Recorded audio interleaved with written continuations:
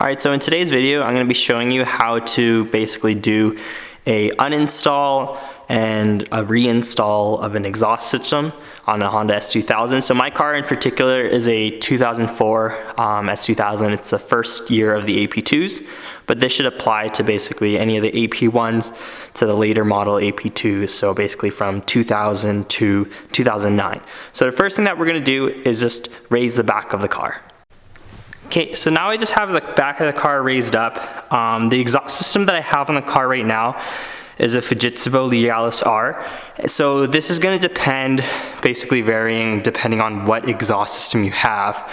But what we were going to do is basically kind of work from our way back forward.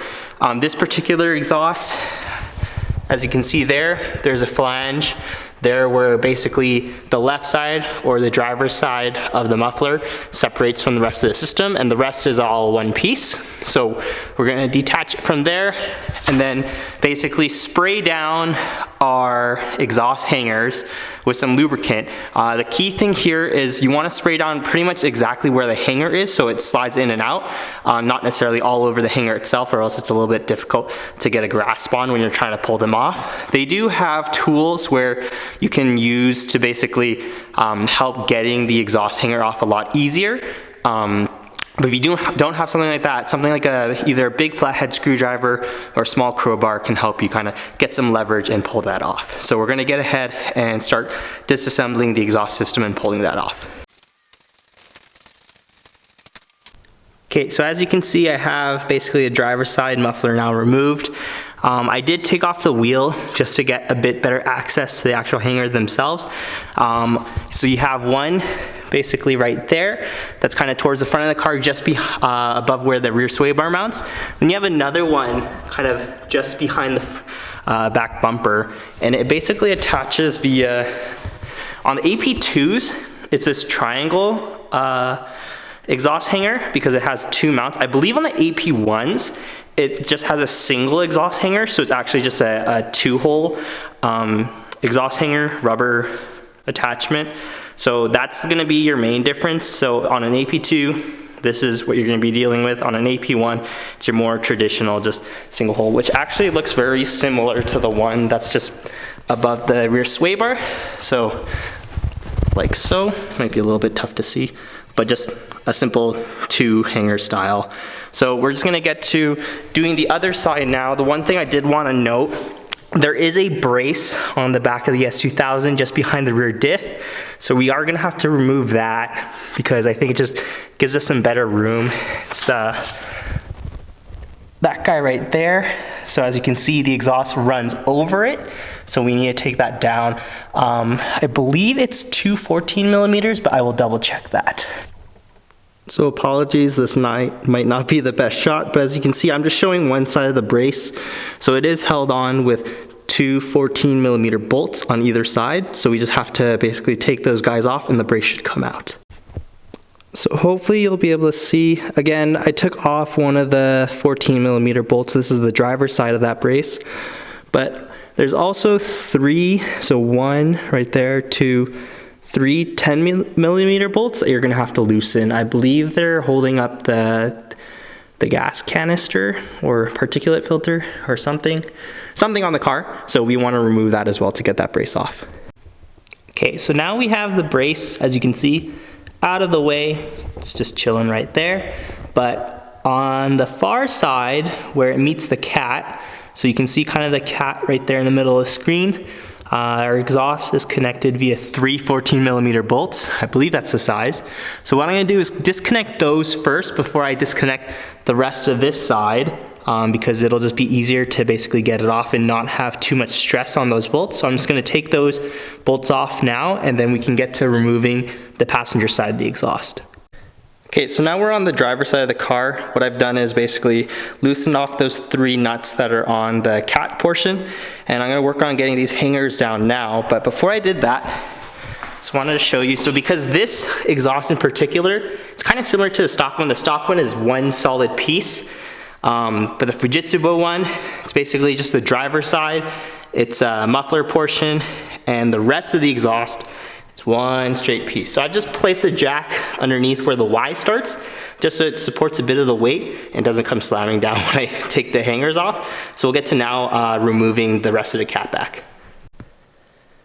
Okay, so now I have basically the OEM exhaust and the Fujitsubo side by side. I didn't get a chance to actually do this comparison when I put the Fujitsubo on, because at the time the car actually had a Greddy Supreme SP exhaust on it. So we'll just take a quick look at what the differences between these two are and maybe why it affects the sound. So in terms of piping size, the mid-pipe section is, I think, pretty much the exact same diameter, but I can tell that on our stock exhaust, it does choke down quite a bit, basically when it splits off in the Y to go to the mufflers.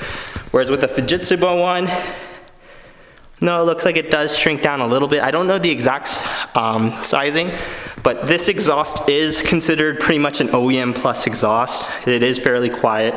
As you can see, it's got two big mufflers on either side, and then another mid muffler instead of kind of a resonator, whereas the stock exhaust comes with a Helmholtz resonator that helps with drone, a mid-pipe muffler, and then obviously the mufflers at the end, and there is also another loop here, probably just so it goes through some baffles and quiets down the exhaust. So it's interesting to see that the Fujitsubo one isn't terribly too different.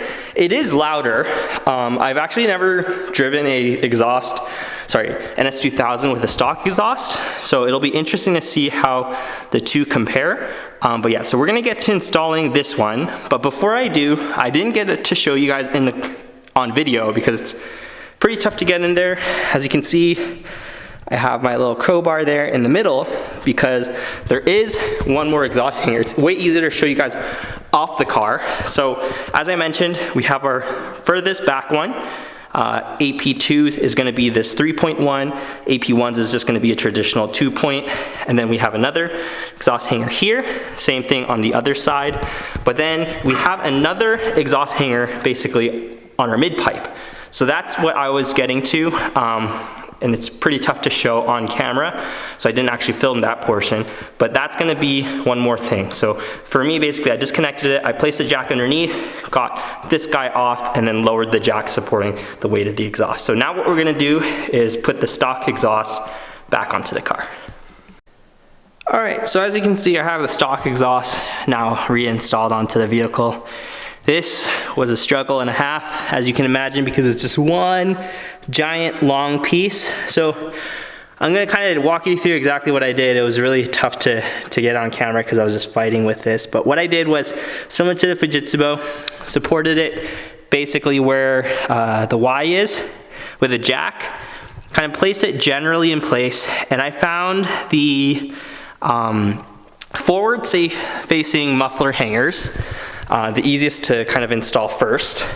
So, sorry if you can't see it that well, but these guys. So there's a pretty big curve on the actual exhaust hanger that's on the muffler itself. So what I did was I actually took this off, installed it onto the muffler portion first, and I found it easier to slide on to the actual chassis mount. And then after I did that, I did the center muffler one that you cannot see. And then once I got that in place, I kind of just lined it up with the cat bolts to make sure that it was in generally the right place. Put those on loosely and then worked on getting the rest of the exhaust hangers on. So it was a lot of fighting, struggling, using a jack, supporting the exhaust with my legs, etc.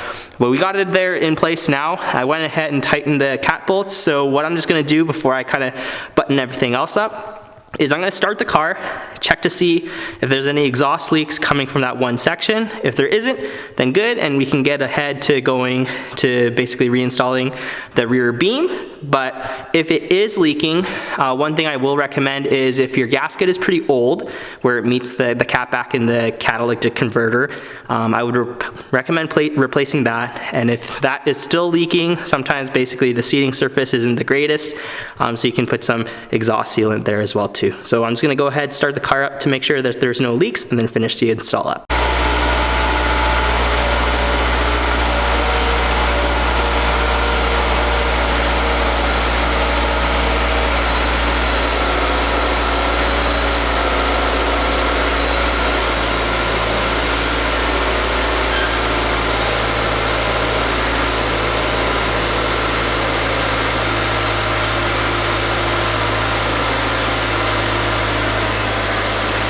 So it looks like we don't have any leaks.